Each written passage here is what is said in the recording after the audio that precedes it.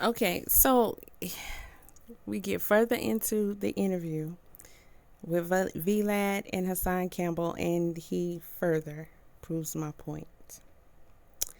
And Vlad is asking him about why he didn't press criminal charges.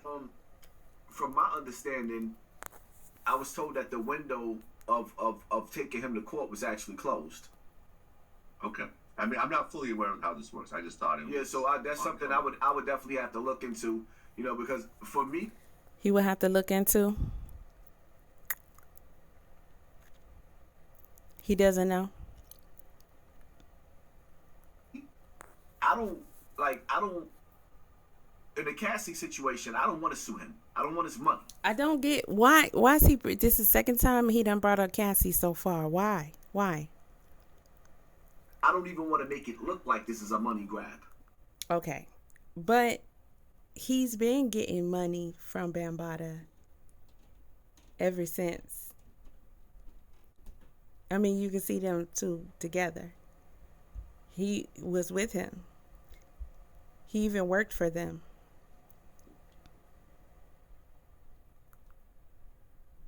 Now, on the flip side, if he could actually go in the books as a sex offender, then by all means, and then even still, like in the recent years, with Bam being stabbed, right?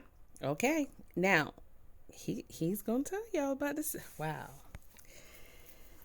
I don't understand how he even think that any of this makes sense, but Hassan is going to further prove my point by telling y'all about the time that Bambatta was stabbed by the little boy. Now, I was a little wrong in the way that I told this story in my first video. This was done here. And Hassan showed up and went to the hospital with Bambatta. Now, the boy in Brazil was after that. And Bambatta actually allegedly went to jail over there for it. I believe that was also in the news. But when he was stabbed, we went to the hospital. We went to the hospital. Now, this was like 2013. Why are you... This is somebody you came out and accused them of molesting you as a child. Why are you, as an adult, going to the hospital because a boy stabbed him? Because everybody's thinking, well, who would stab Bam? Especially at this age now. Like, what's going on here? You get to the hospital. It's like at least a prison. Why would he run to see about his accused being stabbed? 1,000 people outside that hospital.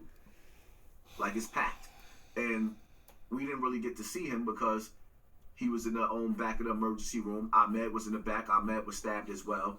And I believe Pepsi and Tafik was back there. Now in the front, it was like an army of them. This is really sad because if you hear him say somebody else, I'm assuming was an adult, was stabbed. Why? Because they was trying to keep the boy from getting out. Like,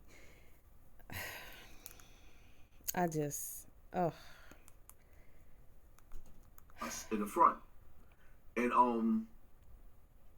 to fast forward to when Bam came out of the hospital, now he's in the New Rochelle area. We goes over to his house, see what happened, whatever the case may be. Now me, it's the first time I'm in this actual house. I'm looking. I goes back to the bedroom area. Well, we know that's not the first time he's actually in his house. So he must mean after Bambatta moved to that particular house. Now, my thing is also, if Hassan been with Bam this whole time, he's been complacent to what Bam has been doing to other children.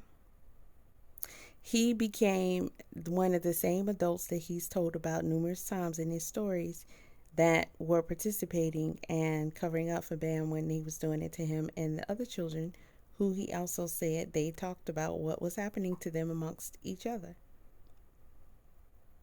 So therefore, he was also there being one of the goons helping Bambatta do this to other children.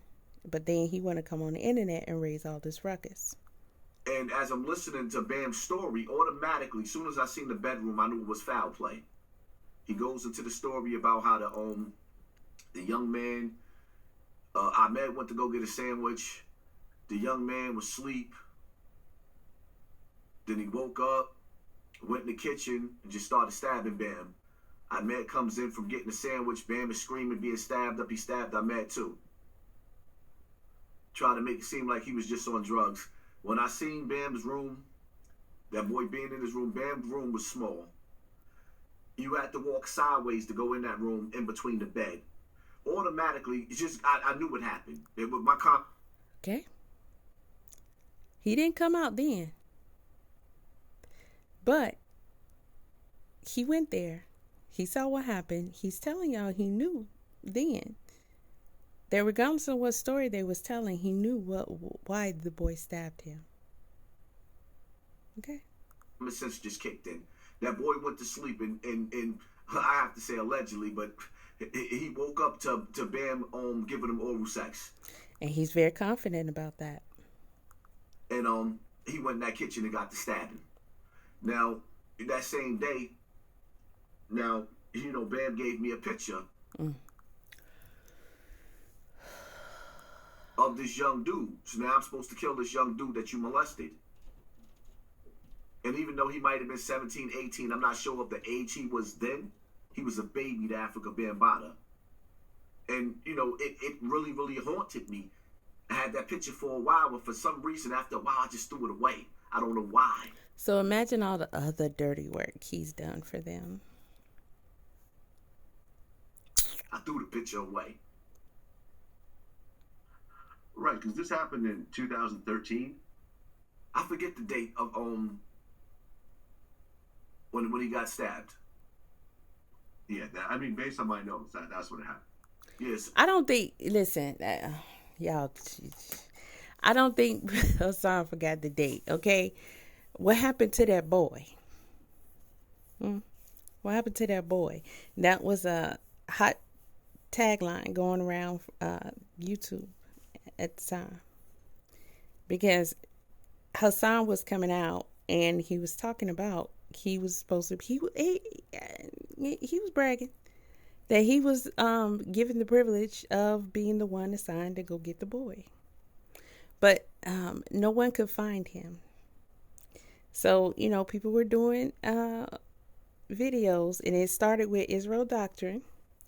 What happened to that boy? Hassan, where's the boy? Did you hurt him? Did you not? Where's the boy? He's nowhere to be found. So, okay. Well, they come to find out, hold up, that same day, come to find out, now other people start coming to his house. You got Righteous. This guy, he's like a QPD. He talk too much. I mean, him, boy, you never shut up. Holding back those names. Righteous and some other brothers. Righteous, matter of fact, Righteous was there that day. He was outside. And he had just told me, he was like, yo, Bam just got, he just got out of jail. He was locked up in Brazil for doing the same thing. Okay. To a child. So the thing in Brazil happened before the stabbing, and the day that he got out of the hospital with the stabbing, someone told you that they were recently in Brazil and he got locked up for it over there.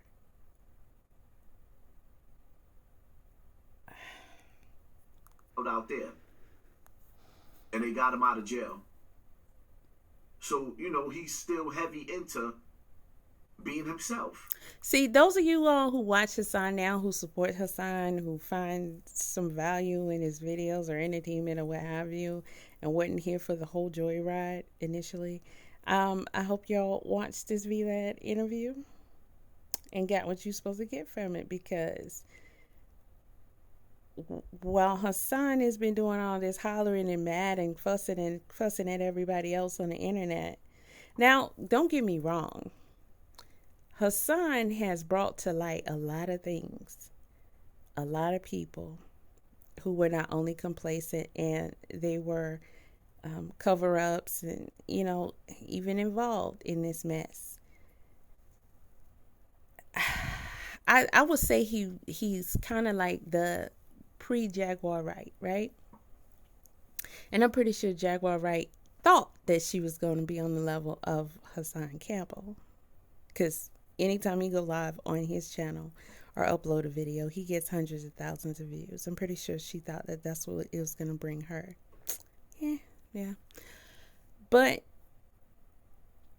I want to say Hassan was the one who really opened the door for people to start to believe actually a lot of stories that we have already heard. I don't think if there was not Hassan coming out first, people would never have believed anything Jaguar Wright was saying.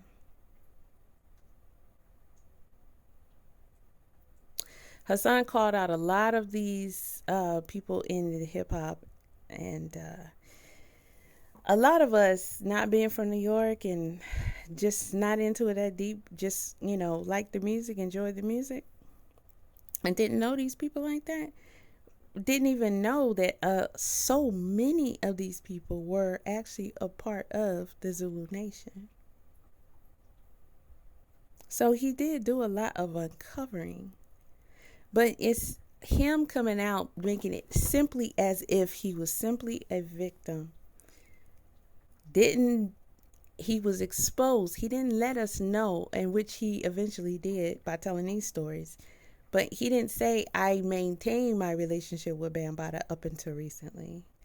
I was aiding and abetting, just like all the others that I'm calling out.